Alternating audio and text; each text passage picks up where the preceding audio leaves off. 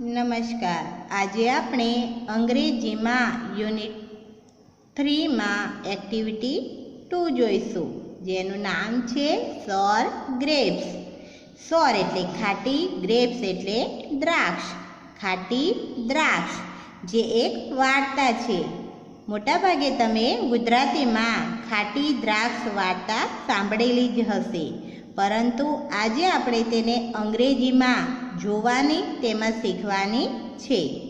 ચાલો આપણે તેને વાંચીએ અને તેનું ભાષાંતર કરીને વાર્તાને સમજીએ. This is a fox. આ શિયાળ છે. It is thin. થીન એટલે કે પાતળું. તે પાતળું છે. It lives in the jungle. તે જંગલમાં રહે છે. લીવ્સ એટલે રહે છે. There are many trees in the jungle. Many trees એટલે ઘણા ઝાડ.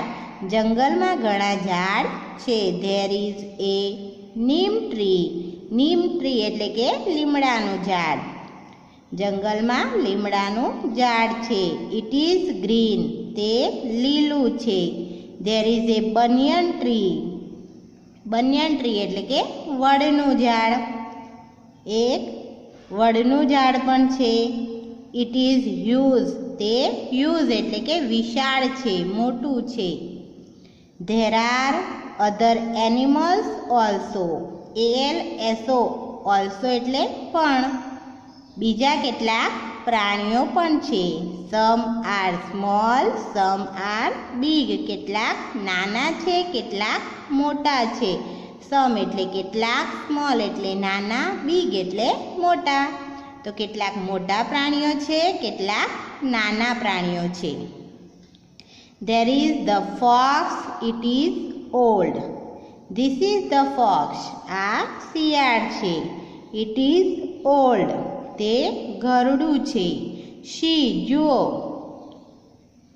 It is not very young. તે યંગ એટલે કે યુવાન. તે વધારે યુવાન છે નહીં. It is very thin. તે ઘણું પાતળું છે. The fox is hungry. Hungry એટલે કે ભૂખ્યું. શિયાળ ભૂખ્યું છે. This fox is looking for something. This fox is looking. Looking એટલે નિશોધ કરવી, નિશોધખોળ કરવી. Looking for something. લુક એટલે અહીં જોવું પણ થાય. તો શિયાળ કંઈક શોધી રહ્યું છે. સી જુઓ. It is trying to find something. Trying એટલે કે પ્રયત્ન કરી રહ્યું છે. ટુ ફાઇન્ડ એટલે કે શોધવું. સમથિંગ એટલે કંઈક. તે કંઈક શોધવાનો પ્રયત્ન કરી રહ્યું છે. There are some grapes here. Grapes એટલે કે દ્રાક્ષ.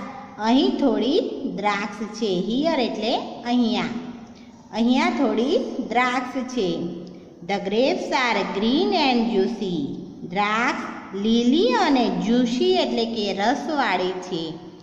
નાવ હવે ધ ફોક્સ લુક્સ હેપી. હવે શિયાળ કેવું દેખાય છે? લુક્સ એટલે કે દેખાય છે. હેપી એટલે કે ખુશ. હવે શિયાળ ખુશ દેખાય છે. સી જુઓ. It jumps up. જમ્પ્સ એટલે કૂદકો મારો. અપ એટલે કે ઉપર. તે ઊંચો કૂદકો મારે છે અથવા તો તે ઊંચે કૂદે છે. It want to eat them. Want એટલે કે ઈચ્છે છે. ઈટ એટલે ખાવું. ધેમ એટલે તે દ્રાક્ષને ખાવા ઈચ્છે છે. ઓ ઇટ કાન્ટ રીચ ધેમ. અરે એ તેને સુધી અથવા તો દ્રાક્ષ સુધી પહોંચી શકતું નથી. રીચ એટલે પહોંચવું. કાન્ટ રીચ પહોંચી શકતું નથી. ધેમ એટલે કે તે દ્રાક્ષ સુધી પહોંચી શકતું નથી. It jumps again and again. તે ફરીથી ને ફરીથી એટલે કે વારંવાર કૂદે છે. અગેન એટલે ફરીથી. અગેન એન્ડ અગેન વારંવાર. જમ્પ્સ એટલે કે કૂદે છે. સ્ટીલ હજુ સુધી. નો ગ્રેપ્સ. દ્રાક્ષ મળી નથી. The grapes are very high. દ્રાક્ષ ઘણી ઊંચે છે, ઉપર છે. It jumps again and again. તે વારંવાર કૂદે છે, તે ફરીથી ને ફરીથી કૂદકા મારે છે. ઇટ જમ્પ્સ કૂદે છે, તે વારંવાર કૂદે છે, તે કૂદવાનું ચાલુ જ રાખે છે. આફ્ટર સમ ટાઈમ, થોડા સમય પછી, ઇટ ઇઝ ટાયર્ડ. તે થાકી જાય છે, તે થાકે છે. It is still hungry. Steel એટલે હજુ સુધી, હંગ્રી એટલે ભૂખ્યું. શિયાળ હજુ સુધી ભૂખ્યું જ છે. બટ પરંતુ, વોટ કેન ઇટ ડુ? પરંતુ તે શું કરી શકે? It looks at the grapes. તે દ્રાક્ષ તરફ જુએ છે. લુક એટ એટલે કે ની તરફ જોવું. તે દ્રાક્ષ તરફ જુએ છે. ઇટ સેઝ, તે કહે છે. લુક, જુઓ. Look at this grapes. આ દ્રાક્ષ તરફ જુઓ. દે આર સોર. તે ખાટી છે. હુ વિલ ઈટ સોર ગ્રેપ્સ? અહીં વિલ આપ્યું છે. ખાટી દ્રાક્ષ કોણ ખાશે? ખાટી દ્રાક્ષ કોણ ખાય? એન્ડ અને ઇટ ગોઝ અવે. ગોઝ એટલે જાય છે, અવે એટલે કે દૂર, અને તે દૂર જતું રહે છે. ચાલો હવે આપણે તેના પ્રશ્નોના જવાબ એટલે કે ખાલી જગ્યા અને ખરા ખોટા જોઈએ.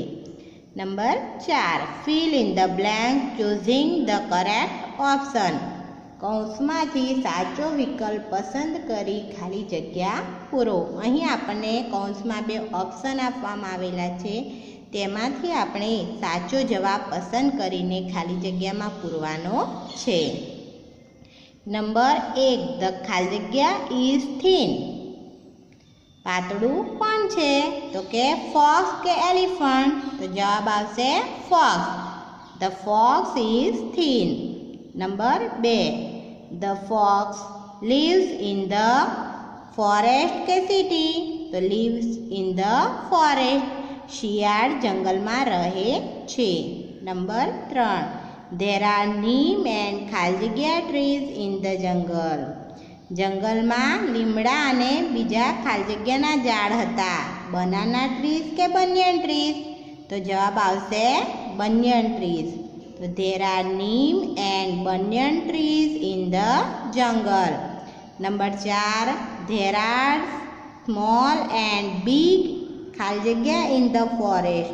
જંગલમાં નાના અને મોટા શું હતા? એનિમલ્સ કે પીપલ? તો animals.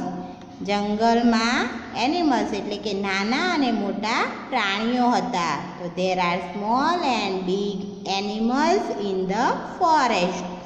Number 5, the fox is ખાલી જગ્યા young કે old? તો the fox is old. શિયાળ કેવું હતું? ગરડું હતું. Number 6, the fox wants to eat grapes કે bread? તો શું આવશે? grapes. શિયાળ દ્રાક્ષ ખાવા ઈચ્છતું હતું. નંબર 7, the fox ખાલી જગ્યા to get the grapes. the fox runs કે jumps? તો શિયાળ દોડે છે કે કૂદે છે? તો કૂદકા મારે છે, કૂદે છે માટે jumps. the fox jumps to get the grapes. શિયાળ દ્રાક્ષ મેળવવા કૂદકા મારે છે. Write true or false. ખરા કે ખોટાની નિશાની કરો. અહીં ખરું હોય તો સાચાની નિશાની અને ખોટું હોય તો ખોટાની નિશાની કરવાની છે. Number 1, the fox is hungry. શિયાળ ભૂખ્યું છે તો સાચું. Number 2, the fox got the food. શિયાળને ખાવાનું મળ્યું. ફૂડ એટલે ખોરાક. શિયાળને ખોરાક મળ્યો તો ખોટું. Number 3, the fox saw some bananas. શિયાળે કેટલાક કેળા જોયા તો ખોટું. Number 4, the grapes are red and juicy. તો ખોટું. શું આવશે? Green and juicy. Number 5, the grapes are very high. દ્રાક્ષ ખૂબ ઊંચી હતી તો સાચું. પ્રશ્ન નંબર 6.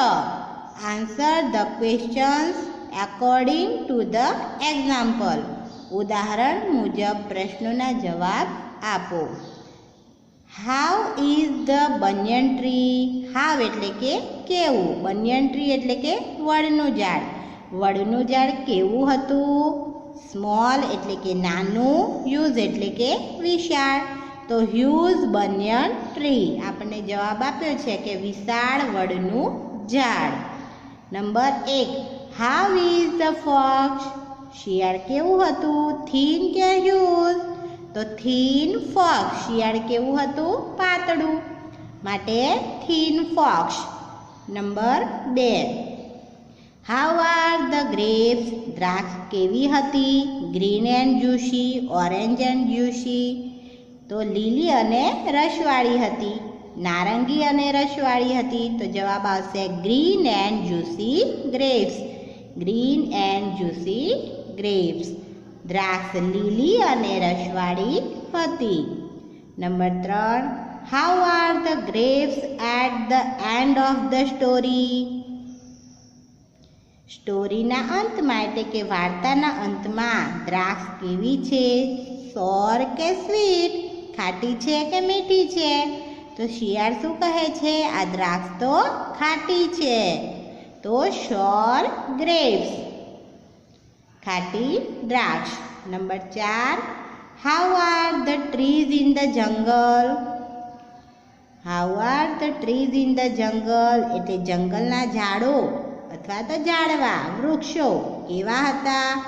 બ્લુ કે ગ્રીન? તો ઝાડ હંમેશા કેવા હોય? લીલા રંગના, એટલે કે ગ્રીન. તો ગ્રીન ટ્રીઝ, લીલા ઝાડ, લીલા વૃક્ષો.